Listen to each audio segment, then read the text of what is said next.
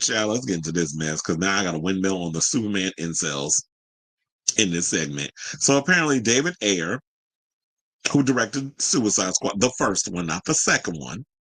The second one was directed by James Gunn, actually. That's funny because we were talking about the both of them. The second Suicide, and here's the thing: there were moments of David Ayer's Suicide Squad that I liked, but overall, it wasn't like one of my top superhero movies. But I do enjoy parts of the movie. But then and James Gunn's one that he did, I like James Gunn's version more. But David Ayer did what he could at the time, and I think there was some behind the scenes shenanigans that was going on with that film, which is why it became sort of the disaster that it was. But he's pushing back at the fans because apparently people getting mad at him for showing love to James Gunn's new upcoming Superman movie. Which, by the way, y'all can be as mad as y'all want and feel how you feel. Your feelings are valid, as we're supposed to always tell people, right? I don't always disagree. I mean, I don't always agree with that, but because sometimes I feel like your feelings are valid if it's coming from somewhere of just like understanding and all other stuff. But if you up in here just being a straight up dick for dick's sake, then it's like fuck your feelings. So but then the fans on social media were getting mad at him because he was showing love to James Gunn's new movie, upcoming movies, which what I've heard is it's blown the numbers have gone ape shit online in regards like the amount of people that actually tune in to watch this trailer. I don't have the numbers in front of me. I wish I kind of had thought about prepping that, but it just came to my head. But I'm sure, like, who knows? Tomorrow I'll probably come up on here and give you all the numbers. So he's pushing back on social media trolls after they expressed support for James Gunn's Superman, the DC universe that he is creating. So according to MovieWeb, it says that James Gunn has taken the DC universe in a new direction. The first trailer for Superman was released on, well, it says yesterday, but y'all know it was last week. And fans are understandably hyped, me being one of them. But there is and probably always will be a section of the DC fan base that will call for Zack Snyder to come back into their last dying breath.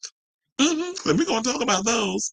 Now, David Ayer is a director who has bad blood with Warner Brothers and DC, but even he was able to set aside his differences with the studio to support James Gunn's new movie. Surprise, surprise, the Snyder fans weren't happy about it.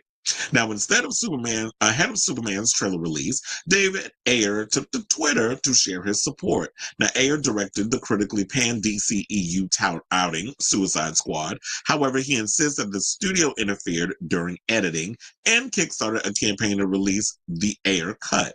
Well, actually, they said hashtag Ayer cut, but Ayer asked his fans not to campaign on the day of Superman's big trailer unveiling. The new Superman trailer is dropping soon, and I know there's intentions of another campaign for my version of Squad, he wrote. As a filmmaker, I think he meant filmmaker, but he put filmmakers. He says, as a filmmaker, I want to support other filmmakers. I'm excited to see the trailer and have heard through the rumor mill. It's pretty incredible. I just want to publicly say it would be nice to stay far clear of Thursday for any campaigning. And here's the thing. Before we get to the rest of the thing, I'm actually glad that David Ayer came out and said this. He's like, there's no shade, there's no hard feelings with what they're doing over there. First of all, Peter Safran and James Gunn came in after all of this Snyderverse debacle. And to be honest, the last time Warner Brothers made $1 billion on a DCEU movie was the very first Aquaman movie with Jason Momoa. That is the last time they crossed $1 billion with any of the superhero movies they had cooking. So if there's anybody y'all need to be mad at, maybe be mad at the fact that the Snyderverse just didn't work. Why can't people just accept that instead of, oh yeah, I'm mad at James Gunn because justice for Henry Cavill and the fact that y'all did him dirty. Really? Because Henry Cavill is fine. Now, he may have been done dirty off of the fact of, they introduced him, or as I say, shoehorned him in the end of Black Adam, because it didn't feel like it was a natural progression. It just felt like it was some shoehorn thing to get the fans hyped, and then it didn't come to fruition because Black Adam bombed at the box office. Y'all have to realize this is show business. If the movie doesn't do well financially, You better kiss these potential sequels or requels, reboots, whatever. Goodbye. It's the same thing. What you expect. And for those of you, maybe the 5 of you out there that actually like Craven the Hunter, y'all really think they're gonna make a sequel to that? The movie flopped hard. It did worse its second weekend. So when it comes down to it, maybe be mad at the fact that what Zack Snyder was doing with the Snyderverse just didn't work. Now, don't get me wrong. I loved his version of Man of Steel. I love Man of Steel. I liked Henry Cavill as Superman. I think he was the best Superman since Christopher Reeve. And I grew up watching Christopher Reeve. I was a kid, and my parents, my dad, who loves movies and whatever, introduced me to it years later when I was old enough to understand what the hell I was looking at on the screen. So Christopher Reeve will always be the closest connection that I have to a Superman. Then came Tom Welling over there at Smallville. I invested 10 seasons in the big red blur. Yes, I did. And to be honest, to me, there's been no excellent Lex since Michael Rosenbaum. He, in my opinion, is the creme de la creme of Lex Luthors that I've seen on screen. Nobody so far has been able to touch his Lex Luthor. Now, I know some people feel connected to Gene Hackman. Gene Hackman, I thought, was a little too comedic with his version of, or a little too hokey, hackneyed, or whatever the hell you want to call it. Just a little, he hammed it up a little too much as Lex Luthor. To me, I like what Michael Rosenbaum brought to it. Now, I'm actually looking forward to what Nicholas Hoult is going to bring to the character, because I really feel like he definitely, when I see him on that screen, he embodies Lex Luthor. And to me, I feel like he's going to be one of those people that everybody's going to be, his name is going to be on everybody's lips after this movie comes out, because I've always seen the potential in Nicholas Hoult, and I really feel like he's been making the right moves with all the films that he's been in, where people are finally going to start recognizing him and acknowledging him for the amazing actor that he is, because I've always liked Nicholas Hoult in a lot of stuff. I liked him in that zombie movie he did. I loved him in what was it? The not Furiosa. The one with Charlize Theron, the one that she played Furiosa, but there's been 2 Furiosas. So I liked him in Mad Max. I liked what he brought to that part. There's been a lot of movies that he's done where Nicholas Hoult is an amazing actor. So I'm definitely looking forward to see him. And I know a lot of people just want to talk about Henry Cavill, but Henry is going to be fine. Like I said, he's right now shooting. Well, I said on my social media. I didn't say it on here. He's currently filming Voltron. He's good. He's got a movie coming with Madonna's ex-husband, Guy Ritchie. He's got another movie coming out with that we was just on the Jared Leto story that he's signed on to be in an action film. They're going to be in a movie together. And he's also going to be in the new Highlander reboot that is being directed by John Wick 1 through 4 director Chad Stahelski. So Henry Cavill has moved on. I feel like it's time for these fans or these fanatics fanatics, same shit, different toilet. I just feel like there's just people just need to move on from that. And here's the thing, you have a right to feel how you feel when you watch the trailer. If you watch the trailer, you didn't like it, that's great. If you liked it, that's awesome. If it got you in your feelings and you started crying like it did for me, because when the scene with the little boy and the flag, somebody tried to equate that with, oh yeah, it's a little black boy and racist. I was like, okay, now go eat a bag of dicks on that. Like, you trying to incorporate, oh, look at the black boy that's in distress, calling on the white man to come save him. Have you ever seen a black? Well, hold on, I was gonna say, have you ever seen a black Superman? But word on the curb is there actually is a black Superman out there. But until they tell that story, we're gonna focus on the Kryptonian and not the white boy, because I want to make it racist. That's my change from Krypton. So what are y'all talking about? We're trying to bring race into stuff. So yeah, so that's what I want to say on that. But then I should have read y'all the thing. And now here's the thing. Now, what happened with David Ayer and all that other stuff that went on over there at Warner Brothers, that had nothing to do with James Gunn and Peter Safran. They weren't there at the time when all this was going on. They were brought in because what was going on with the people behind the scenes, Walter Hamada and all of them, it was a shit show behind the scenes. They did not show love and support and really value the superhero isms and giving you all the little intricacies and nuances that you get from the comics, which you get a lot of those Easter eggs and stuff in this trailer. And people are sitting up here thinking, oh, the trailer is like, it wasn't even like a trailer, it was a teaser. Oh, there was barely any dialogue. There's barely dialogue in any teaser that you've ever seen. It was to set the mood, it was to set the tone for you to know what you're gonna get when this Superman is coming out. The atmosphere, the overall looks, the color, the visuals, the mood that is gonna put everybody in. That's what this Superman movie was supposed to do. It was supposed to set the mood and get you to be aware of what you're going to get from this movie. Now, I do feel like we'll probably get a full-fledged trailer with dialogue and everything around the Super Bowl, which I think would be smart to do because it's February. And then I believe 5 months later is when the movie actually comes out. So to get people kind of like hyped up for it, I think it did the job. So now they said that now, did Zack Snyder fans read the message, get in touch with their sympathetic side, and halt their campaigning for a day? Of course not. In fact, they even turned on David Ayer for liking the damn trailer. So the comments were littered with hateful messages, but of course it's Twitter. So what did you expect? You know, the incel, the king of the incels who actually runs it. So then Ayer returned to Twitter later that day to even defend his viewpoint from the angry fans. Said, "My lord, if supporting another filmmaker is so contentious, I'm just lost at this point.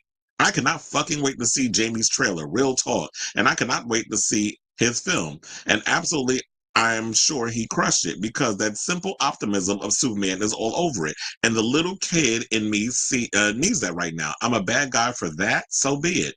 And that's what I felt like too. That little kid, at the end of the day, I feel like when it comes down to some people getting interested in their inner child by watching animation, like cartoons, if you want to watch Mufasa and all that other mess, that's where y'all get y'all's from. Me, I realized this and it just clicked in my head. I was like, you know what? I feel like my inner child, I get connected to my inner child by watching Superman, a lot of these MCU and DCU and all these other live action versions of things in my childhood. Even earlier when I was talking about He-Man, like I connected with my inner child there when I was given the He-Man news. And I was just like, you know what? I feel like those are the things that helps me connect with my inner child, not necessarily like a Moana and stuff like that. Like I look at them, I'm like, okay, that's for little kids. Y'all can have that. I don't relate. I can't get into it. But things that I grew up with as a kid and finally seeing that turn into something sort of like live action, I feel like that's where I get to connect with my inner child in that way. So I'm with Dave Ayer on this, and I don't understand why people are getting mad at him. But what was I want to see what some of the comments. And look, y'all, at least y'all got the Snyder Cut, the 4-hour version, which I actually thought. Wait, hold on, because they said this. They said it's not an overstatement to call social media a disgusting place filled with spiteful and hateful opinions. Unfortunately, that extends to movie fandoms as well. Now, while Star Wars fans are notoriously fickle, no one expresses hate like Zack Snyder diehard fandom. After all, they bullied Warner Brothers into releasing Snyder's 4-hour cut of Justice League, and they said, which really wasn't much better. Well, they dogged the film. But that was Movie Web that said that. Now here's the thing. I do feel like it did add a little extra layer to Zack Snyder's cut, but yeah, it's not something that I would want to repeatedly sit through. And I do wonder, you so-called Snyder diehards, do y'all repeatedly watch a lot of his movies? So one person said, "Wonder if Gunn will ever give you the same respect you've shown him." So this is what, well, I don't even give a fuck what y'all names are. I'm gonna just read your comments. So the one said, "You're the boss for me. Tomorrow is about fighting for Henry Cavill against a movie that began with James Gunn screwing him out of his triumphant return. It's not campaigning per se, but it's sending a message that we won't tolerate CEOs who treat their actors like crap." I'm reading this because this is just hilarious. Like, what? How you have no, in the words of the good witch from the Wizard of Oz, you have no power here. What are you talking about? So a lot of y'all really think, oh, well, we're trying to send a message, but we won't tolerate CEOs who treat their actors like crap. Do you hear Henry Crab? Well, some actors aren't going to really come out and say things against people who are in a powerful position who don't them, except maybe Blake Lively, who we're going to talk about later on in the show, and a couple of people. But I don't think there has been any hard feelings with Henry Cavill and, you know, James Gunn, because James Gunn, I do not believe he and Henry Cavill have even had any kind of a conversation or any kind of a deal was set that he was coming on to be Superman. I don't think that's what that was. And people need to realize if you ever understood how a business works, you do know when the old regime is pushed out, a new regime comes in and they want to bring in their people that they're connected to. They don't know any of these other people that work underneath them that's in this place. So if things aren't working, heads got to roll. You got to clear out certain departments and you bring in your people that know what they're doing. It's the same thing with politics. When you get a new administration in, you want to have the people that you feel is going to do the job and get the thing done. So you bring them in and you get rid of them people that are up under another regime. And that's what's happening here in Warner Brothers. If things were working, as I said before, we would have these same people in here doing the job. But apparently it didn't work. So when y'all coming up in here and talking about it's fighting for Henry Cavill against a movie that began with James Gunn screwing him out of his triumphant return, it's like, how do you even know that it was James Gunn that screwed him out? All y'all see is what comes out in front of you. It's like some people even equated Aquaman with being attached to James Gunn. That wasn't James Gunn. That's not all up under him. That was all up under the previous regime. You're just getting these movies coming out at the time that they come out. They think, oh, because James Gunn is in there now, that's his project. It's not his project. His first official movie under James Gunn and Peter Safran is Superman. Well, I mean, Creature Commandos technically is his, which is out now, and that's getting rave reviews. I've been hearing a lot. I haven't even gotten around to watching it yet. I already know there's 4 episodes in, and I like to binge TV shows. So that's what that is. And I'm just sitting here trying to explain to you guys how it is. It's just like, I just don't understand the hatred towards someone like Dave Ayer showing love and support to another filmmaker. That's what we should be doing. If we're a community, especially working in the industry and in Hollywood, we should be showing love and support towards other people. And somebody, you know what? This under new management, I hate them people that was up in there. I don't know if some of the same people still up in there, but I know the main ones I was working with that pretty much screwed my movie and F with my vision. Fuck them. I hope they get hit by a bus. That's what I be feeling like in my head. But James Gunn didn't have nothing to do with that. And that's basically what Dave Ayer is saying. But of course, people are hard headed with a soft ass and they don't want to listen. So if people aren't going to be willing to listen and learn, then fuck you. You can feel how you feel. Just sit up in your house with your arms folded, being pissed while this movie grosses damn near $1 billion. Or I'll even put it out there. I hope the movie does gross $1 billion while you sit at home pissed off because your Henry Cavill is no longer Superman. And meanwhile, Henry Cavill's off doing other things and living his best life and cashing and collecting his checks. So I say, oh, and taking care of his newborn. Because you know he do got a baby. So I say all this to say, I know this is a lot, but I really had to go in and give y'all the full situation because it's a lot to break down. This is not something you can cut and break down into a little situation. And then somebody even called him and said, James Gunn's little bitch. He ain't gonna release your cut. Whoever said that there was gonna become there was an Ayer cut. You do know that if it comes down to an Ayer cut, whatever shot is shot. If he has to come in, he gotta pull in all those same actors from his version. You gotta get Will Smith and Cara Delevingne and all of them to show up in this damn movie again. And even though the Will Smith character was replaced by Idris Elba in the James Gunn version of uh damn, oh, was it Suicide Squad? So who said we was getting an Ayer cut? If we wasn't getting an Ayer cut back then when it flopped, who said we was getting an Ayer cut? So y'all sit up here waiting for cuts of versions, and then they have to go and secure the money, which they had to do with the Snyder cut. They had to pull money together to do shoots to add to what was already shot. So if y'all thinking that, oh, we're just gonna go through the archives and pull out scenes that we cut from the movie and put it in there and it's just going to pop up on the screen and y'all going to watch it, then y'all clearly do not understand how Hollywood and the movie industry works. So I just really don't get all this bitching online. So y'all want to call him a little bitch. I say, well, it takes one to fucking know one. That's what I would say on that. And then talk about how much suckery you gonna do yo WB and Gunn, all the support we showed you and you dot the okay, first of all, if you're gonna try to read somebody, at least make sure the shit makes sense when you write it. It said you going to do yo WB and Gunn, all the support we showed you and you dot this. Huh? Anyway, this is why you just give the middle finger and tell them to sit and spin. That's what you do to the people that are the incels online. And this is why I don't really stay on Twitter. I just go post my shit and I go about my damn business. So I say all this to say, what do y'all think of this long ass story? Because it's like when it comes down to the Superman situation, it's like I gotta defend it. I'm a Superman fan. I'm a Batman fan. I think I'm more or less a what do you call it? I feel like I'm more of a DCU fan than I am, or a DC fan than a Marvel fan, because I like a lot of the characters and stuff in there. And I have seen, like, based off of what I've seen in the trailer and stuff, James Gunn so far shows that he relatively cares about superheroes, superhero films, and really bringing a lot of the nuances. And I really feel like a lot of people are going to eat crow. And this is going to be one of the best Superman movies we've seen in a long time. So I definitely want to hear your thoughts on this. Let me know what your thoughts are in the comments down below.